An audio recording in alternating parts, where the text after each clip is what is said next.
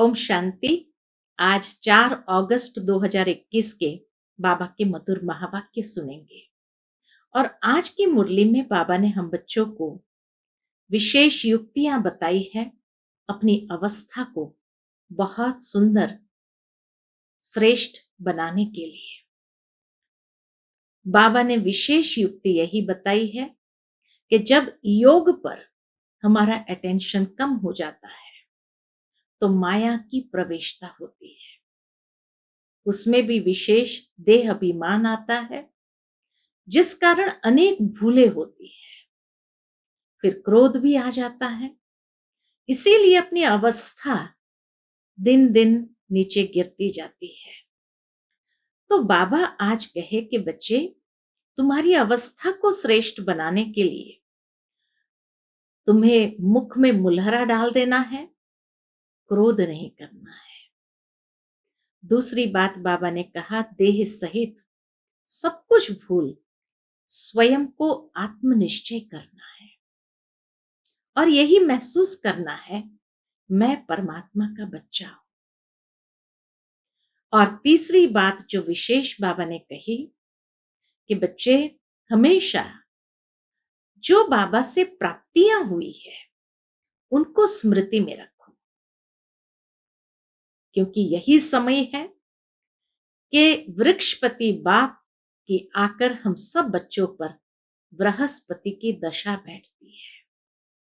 तो इसीलिए सदा इस दशा के माध्यम से चढ़ती कला का अनुभव करते रहो। तो सुनते हैं बाबा के मधुर महावाक्य। ओम शांति। मीठे बच्चे, याद में रहने से अच्छी दशा बैठती है। अभी तुम्हारे पर बृहस्पति की दशा है, इसलिए तुम्हारी चढ़ती कला है। प्रश्न है, यदि योग पर पूरा अटेंशन नहीं है तो उसकी रिजल्ट क्या होती है? निरंतर याद में रहने की युक्तियां क्या है?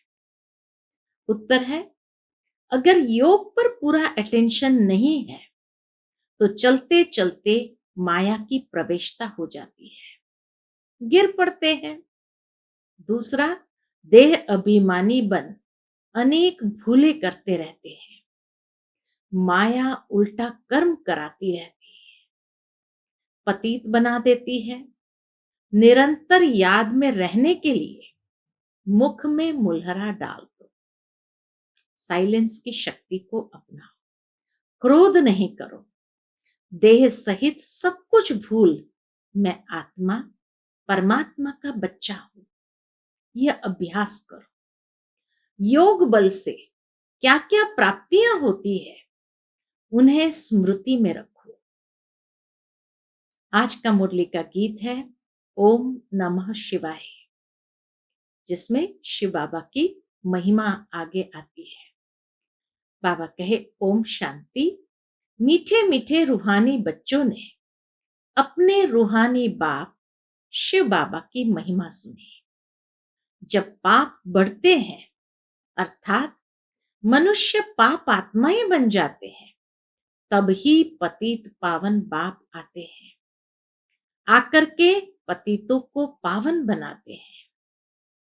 उस बेहद के बाप की ही महिमा है, क्योंकि वही एक है पतित से पावन बनाने वाला। उसको वृक्षपति भी कहा जाता है। इस समय बेहद के बाप द्वारा बेहद की दशा बृहस्पति की तुम पर बैठी हुई है। खास और आम दो अक्षर होते हैं ना, इनका भी अर्थ यहां ही सिद्ध होता है। बृहस्पति की दशा से खास भारत जीवन मुक्त बन जाता है, अर्थात अपना स्वराज्य पद पाते हैं, क्योंकि सच्चा बाप जो है, परमात्मा बाप जब आते हैं तो उसको कहते ही है सत्य, ट्रुथ। जिसको ट्रुथ कहते हैं वह आकर हमको नर से नारायण बनाते हैं। बाकी जो है वह नंबरवार अपने अपने धर्म के सेक्शन में जाकर बैठेंगे और आएंगे भी नंबरवार। परमधाम में उल्टा वृक्ष है, हर धर्म का अपना अपना सेक्शन है। तो बाबा कहे बाकी सब आत्माएं अपने अपने धर्म के सेक्शन में जाकर बैठती है और लास्ट तक, कलयुग के अंत तक आत्माएं नीचे उतरती रहती है। कलयुग अंत तक आते रहते हैं। हर एक आत्मा को अपने अपने धर्म में अपना अपना पार्ट मिला हुआ है। राजाई में राजा से लेकर प्रजा तक सबको अपना अपना पार्ट मिला हुआ है। नाटक है भी राजा से लेकर प्रजा तक, सबको अपना अपना पार्ट बजाना होता है। अब बच्चे जानते हैं, क्या जानते हैं? हमारे ऊपर अभी बृहस्पति की दशा बैठी है। ऐसे नहीं एक ही दिन बैठती है, नहीं, तुम्हारी बृहस्पति की दशा चल रही है। पूरा संगम युग ये बृहस्पति की दशा चलती है। अभी तुम्हारी चढ़ती कला है, जितना याद करेंगे उतना चढ़ती कला होगी। याद भूलने से माया के विघ्न आते हैं। याद से दशा अच्छी बैठती है।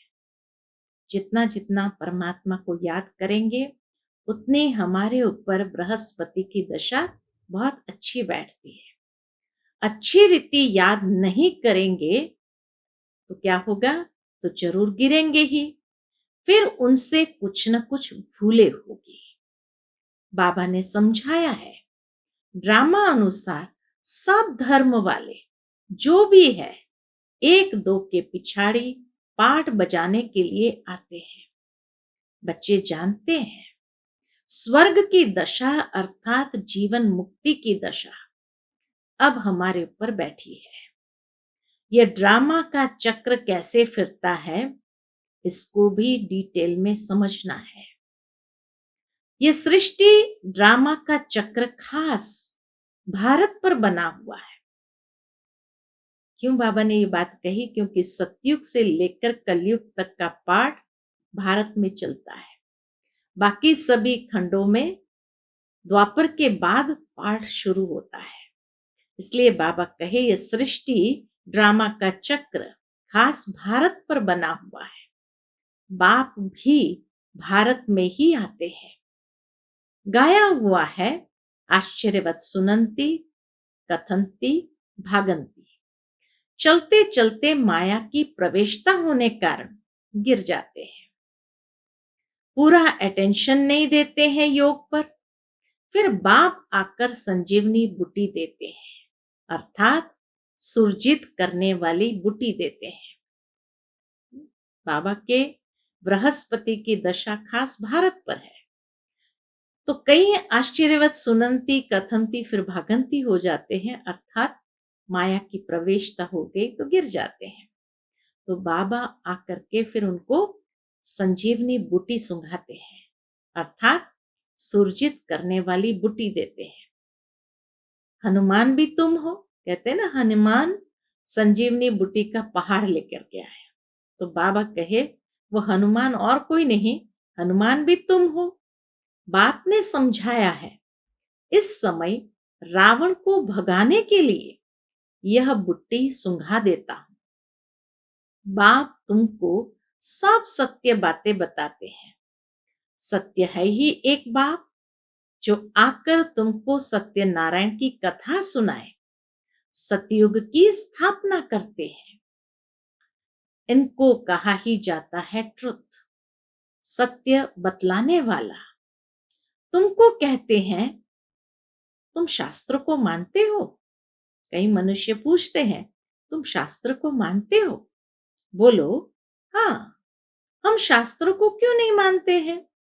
जानते हैं यह सब भक्ति मार्ग के शास्त्र है, यह तो हम मानते हैं। क्या मानते हैं? ज्ञान और भक्ति दो चीज है। तो ये सारे भक्ति मार्ग के शास्त्र हैं, ये ज्ञान मार्ग के शास्त्र नहीं है। लेकिन भक्ति का फल फिर ज्ञान प्राप्त होता है। तो ज्ञान और भक्ति दो चीज है। जब ज्ञान मिलता है, फिर भक्ति की क्या दरकार है? भक्ति माना उतरती कला, ज्ञान माना चढ़ती कला। भावार्थ ये कि आज दुनिया में मनुष्य जितनी भक्ति करते जाते हैं, दिनों दिन संसार की हालत गिरती ही जाती है। चारित्रिक रूप से गिर रहे हैं, साथ ही साथ मानसिक स्तर से गिर रहे हैं, व्यवहारिक स्तर से गिर रहे हैं, भावनात्मक स्तर से गिर रहे हैं। इसलिए बाबा कहे इतनी भक्ति करने के बाद भी उतरना ही है, तो ये उतरती कला है। ज्ञान अर्थात समझ, समझ से ही हमारी चढ़ती कला होती है। तो भक्ति माना उतरती कला, ज्ञान माना चढ़ती कला। इस समय भक्ति चल रही है, अभी हमको ज्ञान मिला है जिससे सद्गति होती है। भक्तों की रक्षा करने वाला एक ही भगवान है, तो ज्ञान से हमारी रक्षा होती है। किससे रक्षा करते हैं? दुश्मन से। रक्षा दुश्मन से ही की जाती है ना। बाप कहते हैं मैं आकर तुम्हारी रावण से रक्षा करता हूं, अर्थात 5 विकारों से रक्षा करते हैं। देखते हो ना रावण से कैसे रक्षा होती है। इस रावण पर जीत पानी है। बाप समझाते हैं मीठे बच्चे, इस रावण ने तुमको तमो प्रधान बनाया है। सतयुग को कहा जाता है सतो प्रधान, स्वर्ग। फिर कला कम होती जाती है। अंत में जब बिल्कुल ही देह अभिमान में आ जाते हैं तो पतित बन जाते हैं। नया मकान बनता है, मास के बाद अथवा 6 मास के बाद कुछ न कुछ कला कम हो जाती है। हर वर्ष मकान को पोछी लगाते हैं, कला तो कम होती जाती है ना, इसलिए तो उसकी मरम्मत करनी पड़ती है, पोछी लगाते हैं। नई से पुरानी, पुरानी से फिर नई, ये शुरू से लेकर हर चीज का होता आया है। समझा जाता है यह मकान 100-150 वर्ष तक चलेगा। बाप समझाते हैं सतयुग कहा जाता है नई दुनिया से। फिर त्रेता 25% कम कहेंगे। सतयुग के संपूर्ण नई दुनिया, फिर त्रेता है 25% कम, क्योंकि थोड़ा पुराना हो जाता है। वह है चंद्रवंशी, उनकी निशानी देते हैं क्षत्रिय, क्योंकि नई दुनिया के लायक नहीं बने इसलिए कम पोजीशन हो गया।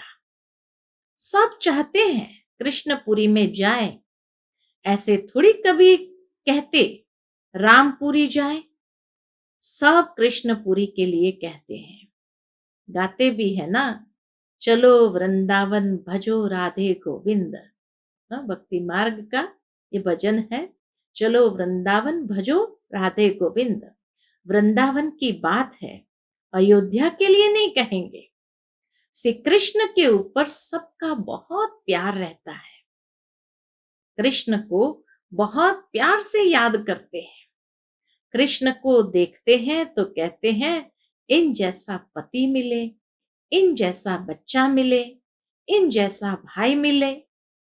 सेंसिबल बच्चे अथवा बच्चियां जो होते हैं वह कृष्ण की मूर्ति सामने रखते हैं कि इन जैसा बच्चा मिले।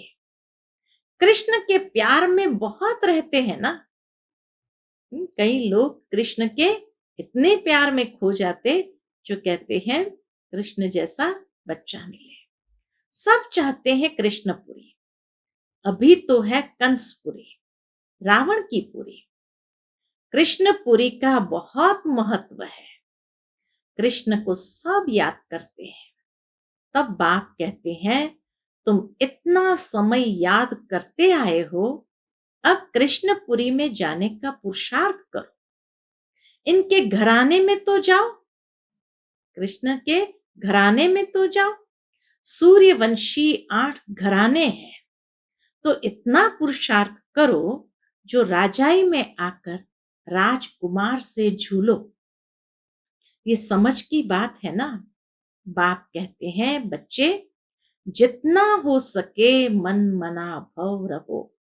उसका मुख्य पुरुषार्थ है, जितना हो सके मन मना भव रहो। याद में न रहने से गिर पड़ते हैं। ज्ञान कब गिराता नहीं, याद में नहीं रहते तो गिर पड़ते हैं। इस पर ही अल्लाह अलाउद्दीन हातम ताई के नाटक भी बने हुए हैं। याद में रहने के लिए ही मुख में मुलहरा डाल देते थे। किसको क्रोध आता है तो बोल पड़ते थे। बाबा कहे किसको क्रोध आता है तो बोल पड़ते हैं, इसलिए कहते हैं मुख में कुछ डाल दो। जैसे टिप्स बताते हैं, किसको बहुत क्रोध आए तो कहते हैं क्रोध को समाप्त करने के लिए ठंडा पानी पी लो तो शांत हो जाएंगे। तो इसलिए कहते हैं मुख में कुछ डाल दो। बात नहीं करे तो क्रोध आएगा नहीं। एंगर मैनेजमेंट सिखा रहे हैं बाबा हम बच्चों को। बाप कहते हैं कभी भी कोई पर क्रोध नहीं करो, परंतु इन बातों को पूरा न समझकर शास्त्र में कुछ न कुछ डाल दिया है। बाप यथार्थ बैठ समझाते हैं। बाप जब आए तब तो आकर समझाए। जो होकर जाते हैं उन्हों की महिमा गाई जाती है। टैगोर झांसी की रानी होकर गई, उनके फिर नाटक बनाते हैं। अच्छा, शिव भी होकर गए हैं, तब तो शिव जयंती मनाते हैं। बाबा कहे जैसे दुनिया में जो होकर के जाते हैं उनके नाटक बनाते हैं, टैगोर के, झांसी की रानी के, इसी तरह शिव बाबा भी होकर गए हैं, तब तो शिव जयंती मनाते हैं ना। परंतु शिव कब आया, क्या आकर किया, ये पता नहीं। वह तो सारी सृष्टि का बाप है, जरूर आकर सबको सदगति दी होगी। इस्लामी, बौद्धि आदि जो भी धर्म स्थापन करके गए, जो भी धर्म स्थापन करके गए हैं उनकी जयंती मनाते हैं। तिथि तारीख सभी की है, इनका किसको पता नहीं। शिव बाबा का किसको पता नहीं, जयंती मना देते हैं, बाकी पता नहीं। कहते भी है क्राइस्ट से इतने वर्ष पहले भारत पैराडाइज था।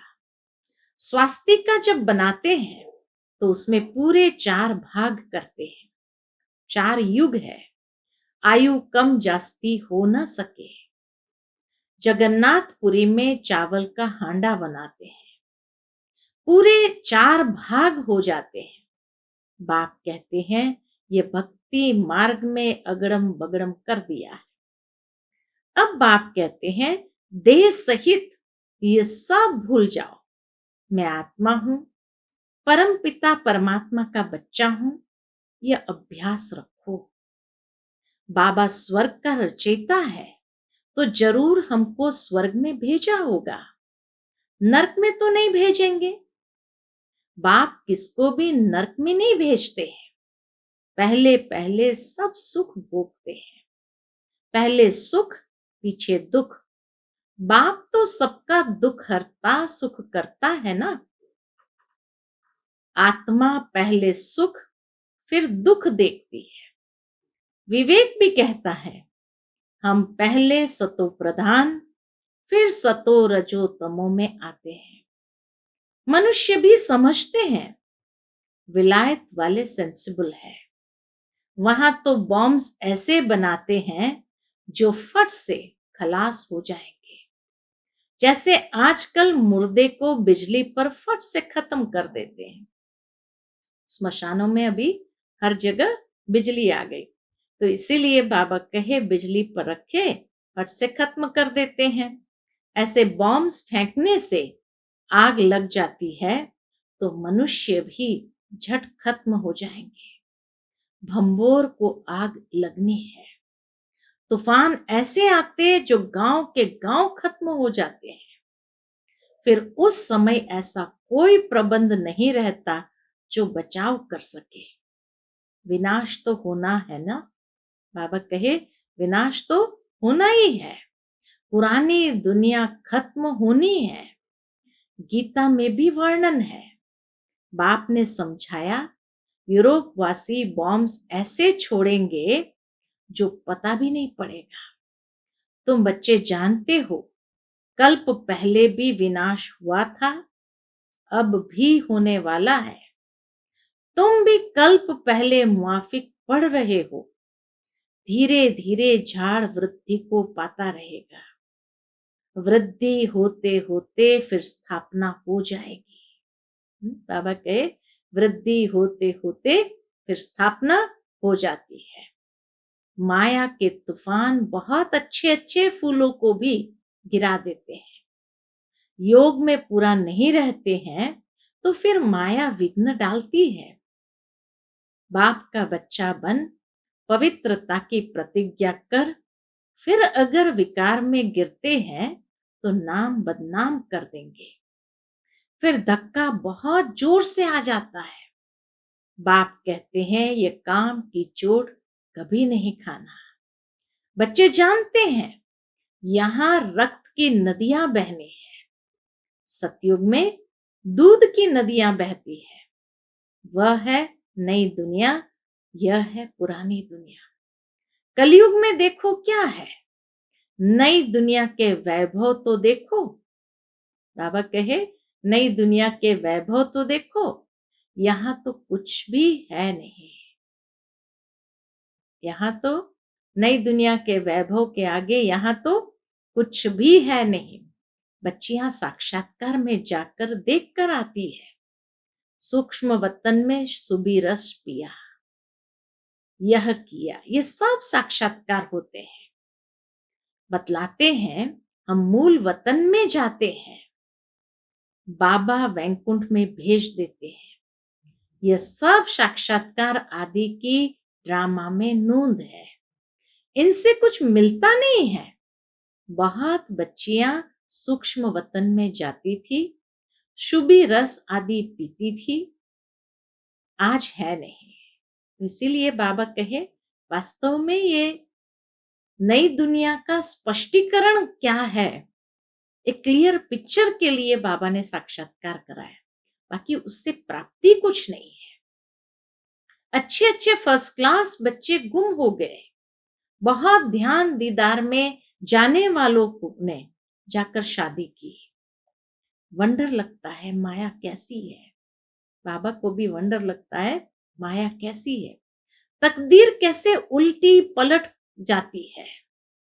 बहुतों ने अच्छे अच्छे पार्ट बजाए, बहुत मदद भी की है आईवेल में, तो भी आज है नहीं। तब बाप कहते हैं, माया तुम बड़ी जबरदस्त हो, माया से तुम्हारी युद्ध चलती है। इसको कहा जाता है योग बल की लड़ाई। योग बल से क्या प्राप्ति होती है, ये किसको पता नहीं है। ये किसको पता नहीं है कि योग बल से क्या प्राप्ति होती है। सिर्फ भारत का प्राचीन योग कहते हैं। मीठे मीठे बच्चों को योग के लिए समझाया जाता है। प्राचीन राजयोग गाया हुआ है। जो भी फिलोसोफर आदि है, यह स्पिरिचुअल नॉलेज तो कोई में है नहीं। बाबा कहे, जो भी फिलोसोफर आदि है, फिलोसफी जरूर उनके पास है, लेकिन ये स्पिरिचुअल नॉलेज तो कोई में है नहीं। रूहानी बाप ही ज्ञान का सागर है। उनको ही शिवाय नमः गाते हैं, उनकी ही महिमा गाई है। बाप आकर तुमको कितना ज्ञान समझाते हैं। इसको ज्ञान का तीसरा नेत्र कहा जाता है। और कोई की ताकत नहीं जो अपने को त्रिकालदर्शी कह सके। त्रिकालदर्शी सिर्फ ब्राह्मण ही होते हैं। जिन ब्राह्मणों द्वारा यज्ञ रचा है, रुद्र ज्ञान यज्ञ है ना, रुद्र शिव को भी कहते हैं। अनेक नाम रख दिए हैं। हर एक देश में नाम अलग अलग बहुत है। शिव बाबा के नाम अलग अलग बहुत है। सिवाय एक बाप के और किसके इतने नाम है नहीं।